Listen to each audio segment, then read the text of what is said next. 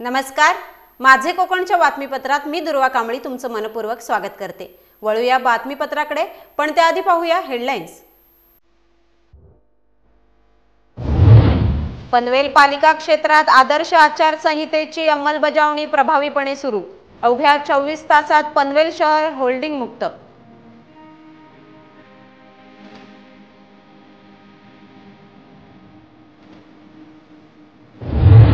शिवतीर्थावर India आघाडीची सभा पडली पार।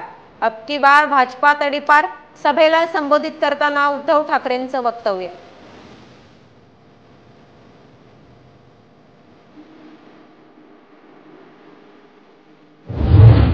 मालवणमध्ये किरण सामंत यांनी निलेश राणेंची वाढदिवसानिमित्त घेतली भेट। भेटीमुळे रत्नागिरी सिंधुदुर्ग मतदारसंघातील उमेदवारीवरून राजकीय वर्तुळात मात्र चर्चांना उधाण।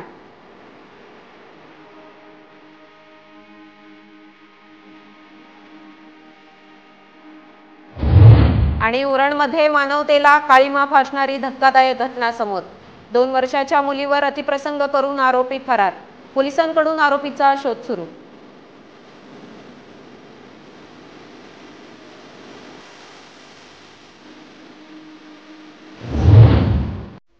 आता पाहूया सविस्तर वृत्त। लोकसभा निवडणुकीचे बिगुल वाजले आणि आदर्श आचारसंहिता सुरू झाली आहे। पनवेल पालिका क्षेत्रात आदर्श आचारसंहितेची अंमलबजावणी प्रभावीपणे सुरू झालेली पाहायला मिळते। यासाठी संपूर्ण वॉर्ड ऑफिसर आणि यंत्रणा कामाला लागलेली असून पुढच्या 24 तासात हे संपूर्ण शहर होल्डिंग मुक्त होणार असल्याची माहिती पालिकेकडून देण्यात आली आहे। पनवेल पालिका स्वतः रस्त्यावर उतरून ही कारवाई करत असून जर कोणी परमिशन न घेता बॅनरबाजी केली तर आचारसंहितेच्या अनुषंगाने फौजदारी गुन्हा दाखल करण्यात येईल, असे पनवेल पालिका आयुक्त गणेश देशमुख यांच्याकडून सांगण्यात आले। आदर्श आचारसंहिता सुरू झालेली आहे। पनवेल महानगरपालिका क्षेत्र 110 चौरस किलोमीटरचं क्षेत्र आहे। या संपूर्ण क्षेत्रामध्ये आदर्श आचारसंहितेची अंमलबजावणी आम्ही प्रभावीपणे सुरू केली आहे। यासाठी संपूर्ण वॉर्ड ऑफिसर, वॉर्ड ऑफिसची यंत्रणा कामाला लागलेली आहे। वॉर्ड ऑफिसच्यावर डेप्टी कमिशनर एन्क्रोचमेंट, त्यावर अतिरिक्त आयुक्त यांची टीम यासाठी तयार केली आहे। आतापर्यंत आम्ही सुमारे 4,500 झेंडे संपूर्ण शहरातून, त्याचबरोबर 3200 छोटे मोठे बॅनर्स आणि जे मोठे कटआउट्स असतात की ज्यांच्याबद्दल कुठली परमिशन घेतलेली नाही, असे 2,500 कटआउट्स मोठ्या संख्येनं फिगर्स काढलेले आहेत। आणि हे काम आता पुढचे 24 ताससुद्धा चालू राहील। पुढच्या 24 तासामध्ये संपूर्ण शहर पूर्णपणे या कुठल्या होर्डिंगपासून किंवा अनधिकृत बॅनरपासून मुक्त होईल। नाही, पहिल्या टप्प्यामध्ये राजकीय पक्षांनी काढणे न काढणे विशेष नाही, आम्ही स्वतः रस्त्यावर उभारून ही सगळी कारवाई करत आहोत। यानंतर जर मात्र कोणी विनापरवानगी कुठल्याही प्रकारचा बोर्ड लावला तर त्याच्यावर आचारसंहितेच्या अनुषंगाने फौजदारी गुन्हा दाखल करण्यात, व्हाईट वॉश करण्याचे निर्देश दिले आहेत। हा काल दुपारपासून झालेला कार्यक्रम आहे। पुढच्या 24 तासापर्यंत त्या भिंतीसुद्धा रंगून होतील आणि ती नावंसुद्धा पुसली जातील। मुंबईत शिवतीर्थावर इंडिया आघाडीची अत्यंत महत्त्वपूर्ण सभा पार पडली। राहुल गांधी, प्रियंका गांधी, शरद पवार, उद्धव ठाकरेंसह इंडिया आघाडीचे देशभरातील महत्त्वाचे नेते शिवतीर्थावर दाखल झाले होते। यावेळी भारत जोडो न्याय यात्रेची सांगता मुंबईतून केल्याबद्दल उद्धव ठाकरे यांनी राहुल गांधींचे आभार मानलेत। पाहुयात उद्धव ठाकरे नेमकं काय म्हणालेत। राहुलजी, तुम्हाला मी खास धन्यवाद देतोय, अभिनंदन करतो, कारण तुम्ही आपल्या भारत जोडो यात्रेची सांगता महाराष्ट्रामध्ये आणि मुंबईमध्ये करत आहात। आणि जसं आता पवार साहेब म्हणाले, हीच ती मुंबई आहे ज्या मुंबईतून महात्मा गांधीजींनी 42 साली इंग्रजांना चले जाओ सांगितलं होतं। आज जी काही हुकुमशाही दिल्लीमध्ये आपल्याला लोकशाही मारण्यासाठी टपलेली आहे, तिला तडीपार करण्यासाठी आपण शिवाजी पार्क निवडलं, त्याच्याबद्दल मी तुम्हाला खास धन्यवाद देतो। मुंबईतील शिवाजी पार्कमध्ये पार पडलेल्या इंडिया आघाडीच्या सभेला माजी मुख्यमंत्री उद्धव ठाकरेंनी संबोधित केलं। अब की बार भाजपा तडीपार असा नारा यावेळी ठाकरेंनी दिला। भाजपच्या फुग्यात आम्हीच हवा भरली असा टोला ठाकरेंनी यावेळी लगावला आहे। पाहुयात काय म्हणालेत उद्धव ठाकरे। खरं पाहिलं तर हा एक फुगा आहे, भाजपा एक फुगा आहे। आणि मला वाईट एका गोष्टीचं वाटतं की या फुग्यामध्ये हवा भरण्याचं काम आम्हीच केलं होतं। संपूर्ण देशात 2 खासदार होते, त्या फुग्यामध्ये आम्ही हवा भरली आणि त्यांच्या आता डोक्यामध्ये हवा गेली. काय त्यांची स्वप्न. मला सुद्धा विचारतात तुमच्या किती सीट्स येतील. त्यांना विचारलं ते म्हणतात 400 पार. काय फर्निचरचं दुकान आहे काय? खुर्च्या बनवताय म्हणजे काय 400 पार म्हणजे काय फर्निचरचं दुकान काढताय? पण ही लढाई तुम्ही पाहिला असाल, आज देशभरातून सगळ्या राज्यातून महत्वाचे नेते इथे आलेत आणि आपल्याला असं वाटत असेल की ही परिस्थिती केवळ महाराष्ट्रामध्ये आहे. तसं नाहीये. काश्मीर पासून कन्याकुमारी पर्यंत ही परिस्थिती सगळी सारखीच आहे. ज्या वेळेला मला आठवतंय की आपण पहिल्या प्रथम ही इंडिया आघाडीची बैठक घेतली, तेव्हा मोदीजींनी सांगितलं होतं ही विरोधी पक्षांची बैठक आहे. आम्ही विरोधी आहोत, जरूर आहोत, पण आम्ही विरोधी आहोत ते हुकुमशहाच्या विरुद्ध आहोत. आम्ही हुकुमशाहीशी विरुद्ध आहोत.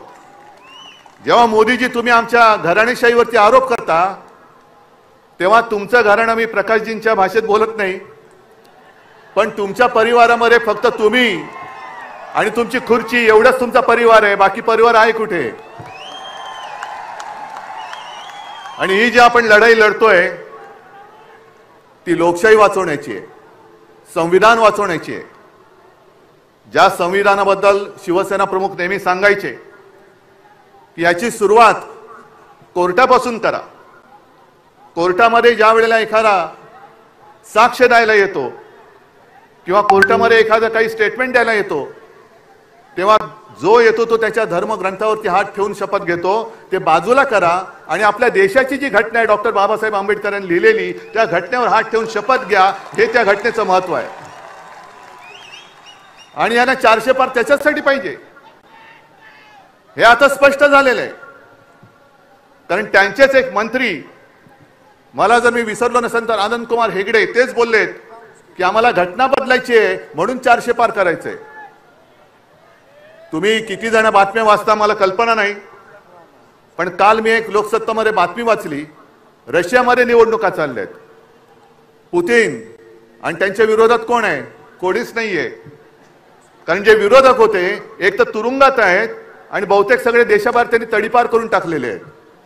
लढायलाच कोणी नाहीये. पण दाखवतात कसं, मी बाबा लोकशाही मानतो, बघा मी निवडणूक घेतली, मला कोण समोर उभंच नाहीये तर मी काय करू. ही अशी सगळी परिस्थिती पाहिल्यानंतर आज आपल्या समोर एक वेळ येऊन ठेपलेली आहे. जे मी नेहमी सांगतो की देश हाच माझा धर्म आणि देश वाचला तर आम्ही वाचू. आपली ओळख, व्यक्तीची ओळख ही देश असली पाहिजे. देशाची ओळख ही व्यक्ती होता कामा नये. कोणी किती मोठा असला तरी त्याच्यापेक्षा मोठा माझा देश आहे, माझं भारत सरकार. आणि हे जे आता जाहिरात करतायत मोदी सरकार, म्हणजे तुमच्या डोक्यामध्ये काय माझ्या देशाचं नाव बदलण्याचं स्वप्न आहे? हे माझ्या देशाचं नाव आहे. आणि आजपर्यंत आपण अनेक अनुभव घेतले. असं काही वेळेला वाटत होतं की देशासाठी एक मजबूत सरकार पाहिजे, पण आता आपल्याला अनुभवानंतर कळलंय आपलं युतीचं सरकार होतं, अटलजी पंतप्रधान होते, सगळेच त्याच्यामध्ये होते. एनडीए तेव्हा एक छान असं वातावरण होतं.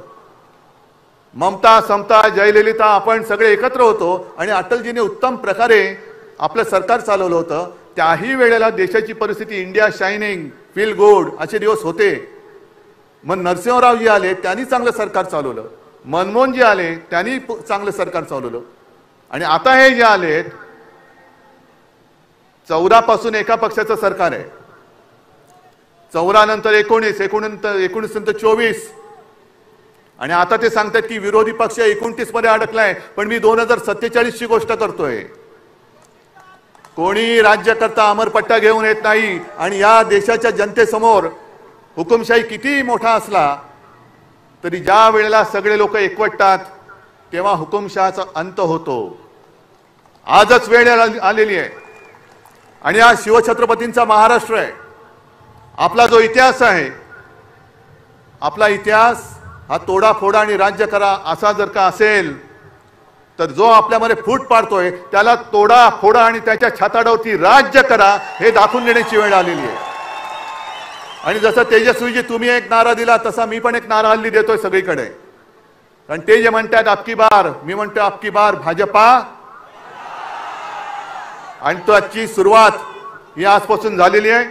आणि मला खात्री आहे शिवतीर्थावरून जेव्हा रणशिंग फुंकलं जातं, हातामध्ये मशाल घेऊन रणशिंग आपल्याला महाराष्ट्रामध्ये फुकायचं आहे. आणि मुंबईतून एखादी गोष्ट जेव्हा बोलली जाते तेव्हा संपूर्ण देश त्या रस्त्यावरून चालतो, त्या वाटेवरून चालतो. म्हणून आपल्या लोकशाही रक्षणाची आजपासून ही लढाई सुरू होते. मी त्या हुकुमशाना सांगतोय, तुम्हाला असं वाटत असेल की ज्यांना ज्यांना घाबरवून तुम्ही तुमच्या पक्षात घेताय ते म्हणजे देशाची जनता नाही, देशाची जनता ही माझ्या समोर बसलेली आहे आणि आमच्या सोबत आहे. आणि तुम्ही किती अत्याचार करण्याचा प्रयत्न करा, तुम्हाला तोडून मोडून टाकल्याशिवाय राहणार नाही, ही शपथ घेऊन आम्ही मैदानात उतरलेलो आहोत. रत्नागिरी सिंधुदुर्ग मतदारसंघातील उमेदवारीवरून मतदारसंघात चर्चा सुरू असतानाच शिवसेनेचे इच्छुक उमेदवार किरण सामंत यांनी निलेश राणेंच्या वाढदिवसाच्या निमित्ताने नारायण राणे आणि निलेश राणेंची भेट घेतली आहे. यावेळी त्यांनी निलेश राणेंना शुभेच्छा दिल्यात, तर मालवण येथील राणेंच्या बंगल्यावर ही भेट झाली आहे. यावेळी नारायण राणे आणि किरण सामंत यांच्यामध्ये पुष्पगुच्छ दिल्यानंतर चेष्टा मस्करी झालेली पाहायला मिळते. या सर्व प्रकारामुळे राजकीय वर्तुळात मात्र चर्चांना उधाण आले.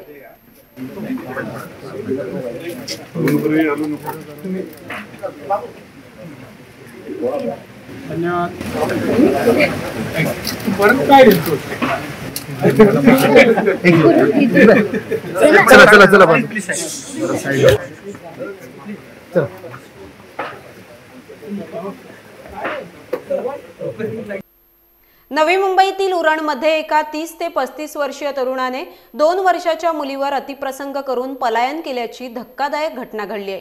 आरोपी पीडित मुलीच्या शेजारी राहत होता आणि तिला एकटी पाहिल्यानंतर त्याने तिच्यावर जबरदस्ती केली असल्याची माहिती समोर आली आहे. घटनेनंतर तिला जखमी सोडून आरोपी पळून गेला असल्याचं सांगण्यात आलंय. सध्या उरण पोलिसांनी गुन्हा दाखल करून आरोपीचा शोध सुरू केलाय.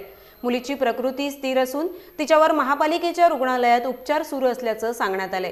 विशेष म्हणजे तक्रारदाराने मुलगी जखमी अवस्थेत रक्ताच्या थारोळ्यात पडलेली पाहिल्यानंतर त्यांनी तिला तातडीने येथील महापालिकेच्या रुग्णालयात आणले. तिथे डॉक्टरांनी तिच्यावर उपचार करून तिची तपासणी केली असता मुलीवर अतिप्रसंग झाल्याचं निष्पन्न झालं. रुग्णालयाकडून याबाबत माहिती मिळाल्यानंतर पोलिसांनी आरोपीचा शोध घेण्यास सुरुवात केली, तर सदर इसम हा मुलीच्या शेजारीच राहत असल्याची माहिती देखील समोर आली आहे.